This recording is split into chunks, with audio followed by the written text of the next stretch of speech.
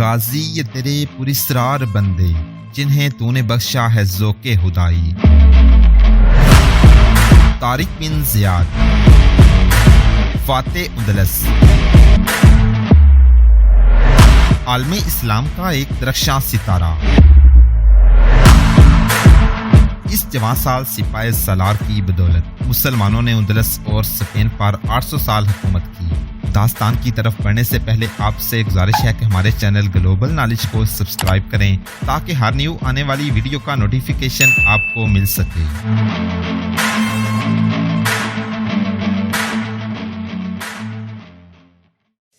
مریدہ پہنچ کر ریزیلیو نے ایجیلونا کو محل میں آباد کر دیا، لیکن دونوں نے کسی بھی حاکم سے یہ نہ کہا کہ وہ اب دارالحکومت سے آزاد اور خود مختار ہیں۔ خطرہ تھا کہ وہاں کے جرنیل اور دیگر اعلیٰ حاکم ان کی اطاعت قبول کرنے سے انکار کر دیں گے۔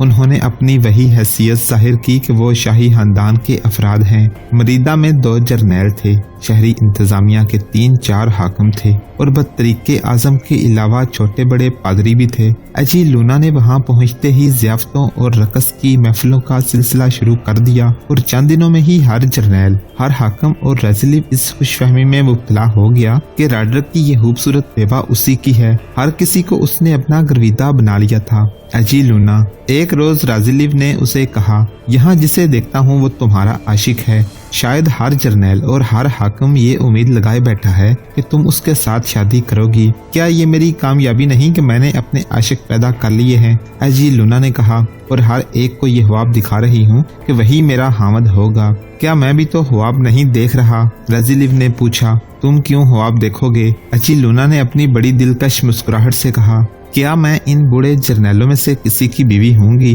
میرے دوسرے چاہنے والوں کو دیکھ لو، ہے کوئی ایسا جو میرے قابل ہو؟ میں نے ان سب پر اپنا نشہ طاری کر دیا ہے اور میں نے ہر ایک کو مریدہ کو مسلمانوں سے بچانے کے لیے تیار کر دیا ہے۔ تم کیوں پریشان ہوتے ہو؟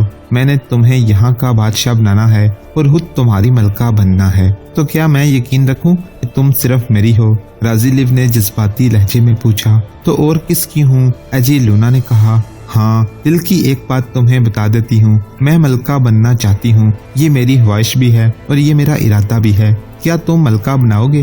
کیا فضول سوال پوچھا ہے تم نے؟ ریزیلیو نے کہا، ملکہ تم نے ہی بننا ہے۔ کیا تم نے سنا ہے کہ غرناطہ اور قرطبہ میں بھی مسلمانوں کا قبضہ ہو گیا ہے؟ ایجیلونا نے پوچھا۔ کیا تم نے سنا ہے کہ مسلمانوں کی ایک اور فوج اندلس میں داخل ہو گئی ہے؟ سنا ہے، ریزیلیو نے جواب دیا۔ مجھ تک اطلاع پہنچ چکی ہے کہ اس نئی فوج کا رخ مریدہ کی طرف ہے۔ کیا تم اس فوج سے مریدہ کو بچا لو گے؟ ایجیلونا نے پوچھا۔ ہاں ایجیلونا، ریزیلیو نے کہا، مسلمانوں کی فوج یہاں مرنے کے لیے آ رہی ہے۔ میں نے ایسی باتیں تولیتا میں بھی سنی تھیں۔ ایجیلونا نے کہا، مگر مجھے پتا چلا ہے کہ مسلمانوں کی پہلی فوج تولیتا کو محاصرے میں لینے کے لیے گئی تو شہریوں نے دروازے کھول دیے اور مسلمانوں کا استقبال کیا۔ کیا تم ایسی بہادری دکھا سکتے ہو کہ فوج کا کچھ حصہ اپنی کمان میں لے لو اور شہر کے باہر حملہ آوروں پر ایسے زبردست حملے کرو کہ وہ بھاگ جائیں یا ختم کر دیے جائیں؟ تم دیکھ لینا میں کیا کرتا ہوں، ریزیلیو نے کہا، اور تم دیکھ لینا کہ میں کس طرح اپنا جسم اور اپنی روح تمہارے حوالے کر کے تمہاری ملکہ بنتی ہوں۔ ایجیلونا نے کہا۔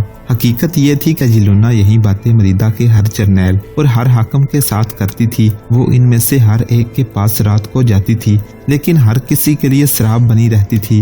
وہ ہر کسی کو اپنے ہاتھوں شراب پلاتی تھی اور پینے والا اس کے حسن میں گم پیتا چلا جاتا اور بے ہوش ہو جاتا اور ایجیلونا وہاں سے واپس آ جاتی۔ حملہ آور آ رہے ہیں، تیار ہو جاؤ، ہوشیار ہو جاؤ۔ یہ ایک للکار تھی جو شہر کی دیواروں پر بلند سے بلند تر ہوتی چلی گئی۔ سارے شہر میں کھلبلی بپا ہو گئی، لیکن اس کھلبلی میں خوف و ہراس نہیں بلکہ جوش و خروش تھا۔ لوگ ادھر ادھر چھپنے کے لیے بھاگ دوڑ نہیں رہے تھے بلکہ لڑائی کے لیے تیار ہو رہے تھے۔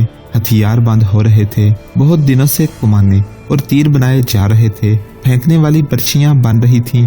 عورتیں، کم سن لڑکے اور لڑکیاں بھی تیر اندازی کی مشق کر رہی تھیں۔ تمام جوان اور ادھیڑ عمر شہری 2-3 مہینوں سے فوج کے ساتھ مل کر جنگی مشقیں کر رہے تھے۔ جب سے ایجیلونا اس شہر میں آئی تھی، جنگی تیاریاں پہلے سے زیادہ تیز ہو گئی تھیں۔ ایجیلونا خود یہ مشقیں دیکھتی اور شہریوں میں جوش اور جذبہ پیدا کرتی تھی۔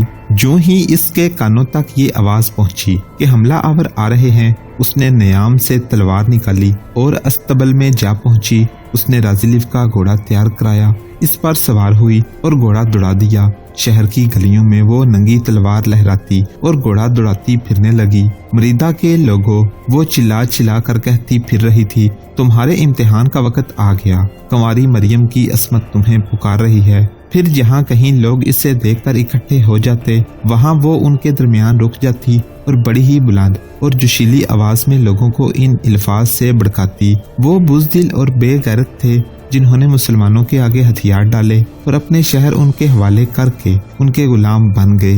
انہوں نے اپنی بیٹیاں بھی ان کے حوالے کر دی ہیں۔ کیا تم اپنی بیٹیاں جنگلی اور وحشی بربروں کے حوالے کر دو گے؟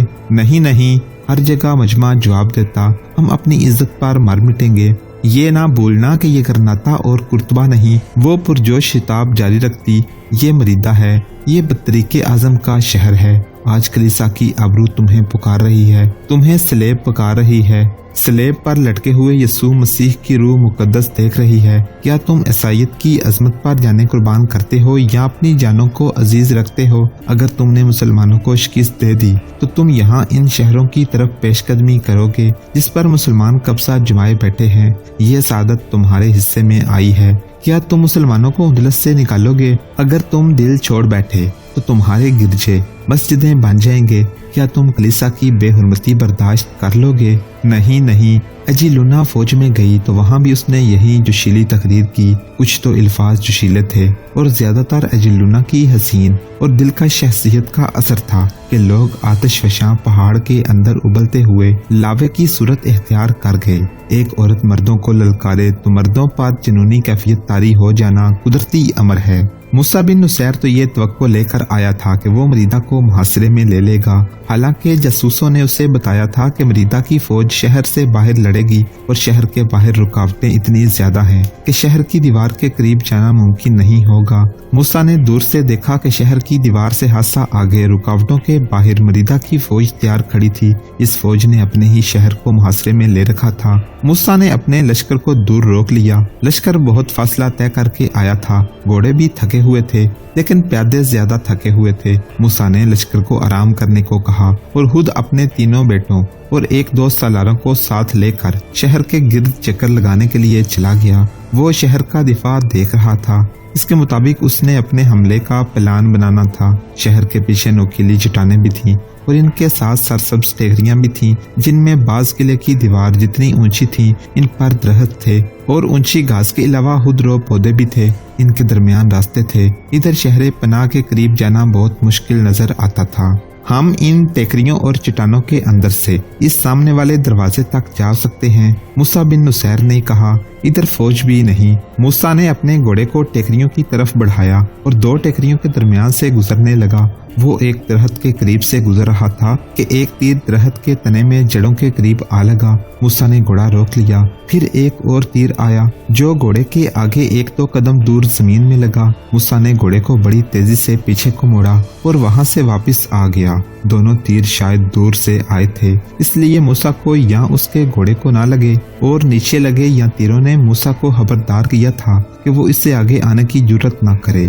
اس پہاڑی علاقے میں فوج چھپی ہوئی تھی۔ یہ فوج اس سے زیادہ خطرناک تھی جو شہر کی دوسری طرف سامنے نظر آ رہی تھی۔ ٹیکریوں اور چٹانوں کے اس علاقے کے ساتھ زمین کٹی پھٹی تھی اور اتنی دشوار گزار تھی کہ وہاں سے گھوڑوں کو تیز رفتاری سے گزارنا ناممکن تھا۔ میرے عزیز ساتھیوں، موسیٰ بن نصیر نے کہا، بہت مشکل پیش آئے گی، پھر بھی ہمیں اللہ کی ذات سے مایوس نہیں ہونا چاہیے۔ صفحے اول کے مورخ لکھتے ہیں کہ مریدہ شہر کو قدرت نے جو دفاع مہیا کر رکھا تھا، لیکن مریدہ کی فوج اور اس کے شہری جس جذبے اور جوش و خروش سے اس شہر کے دفاع پر تیار ہو گئے تھے وہ بظاہر ناقابل تصویر لگتا تھا۔ شہر کے اندر شہر پناہ پر اور باہر فوج میں بطریق اعظم پادریوں کے جلوس میں سلیب اٹھائے گھومتا پھرتا رہتا تھا۔ اس کے بعد اجی لونا ہاتھ میں ننگی تلوار لیے گھوڑے پر سوار شہر اور باہر آ کر فوج میں گھوم جاتی اور جگہ جگہ رک کر ایسے جوشیلے الفاظ کہتی کہ سننے والے مشتعل ہو جاتے۔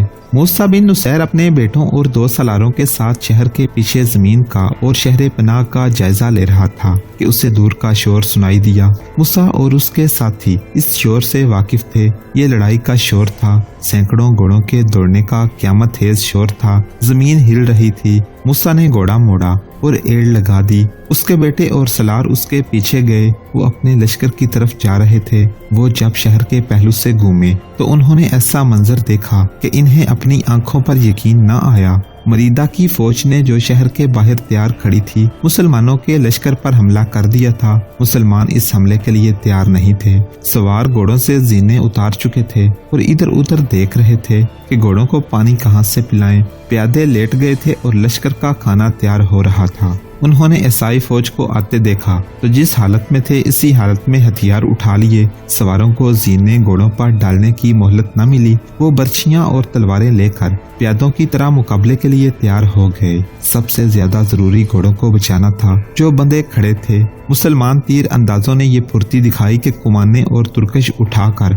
अपने लश्कर के आगे चले गए। हमला आवर इनकी जद में आए तो उन्होंने बारिश की तरह तीर बरसाने शुरू कर दिए। ईसाई घोड़सवार आगे थे। इन्हें तीर लगते थे। सवार घोड़ों पर ही दोहरे हो जाते और बाज गिरते थे, लेकिन सरपट तोड़ते घोड़ों की रफ्तार में फर्क नहीं आ रहा था। घोड़े इतनी करीब आ गए कि तीर अंदाज जाने बचाने के लिए इधर उधर भाग गए। प्यादों ने मुकाबला किया, बर्छियों और तलवारों से कई सवारों को गिराया, लेकिन खुद भी घोड़ों तले कुचले गए और ईसाइयों की बर्छियों से जख्मी भी हुए। मुसलमान लश्कर अपने सिपा सलार के बगैर लड़ रहा था। सिपा सलार होता भी तो क्या करता। इस सूरत हाल में कोई चाल आजमाई नहीं जा सकती थी सिवाय इसके कि अपनी जानें बचानी थी या मुकाबला करना था। मुसलमान ये दोनों काम कर रहे थे।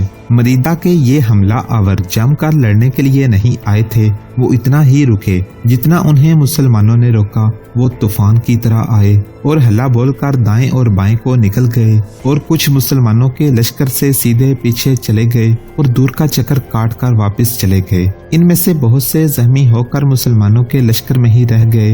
मूसा बिन नुसैर वहां पहुंचा तो मार्का खत्म हो चुका था। लश्कर की हालत वैसी ही हो गई थी जैसी तूफान के बाद किसी बस्ती में देखने में आती है। ईसाई और मुसलमान जख्मी तड़प रहे थे और करा रहे थे। कई मर चुके थे। मरीदा के ये हमला आवर वापस इसी जगह पहुंच गए जहां पहले खड़े नजर आए थे और वो तंजिया नारे लगा रहे थे। ये करनाता और कुर्तबा नहीं। एक ईसाई घोड़सवार ने मुसलमानों के लश्कर के करीब आकर कहा, ये मरीदा है, यहाँ से वापस चले जाओ। और वो घोड़ा दौड़ाता वापस चला गया। शहर पनाह पर जिनमें औरतें और बच्चे ज्यादा थे अपनी फौज को नारों की सूरत में राजे तहसीन पेश कर रहे थे।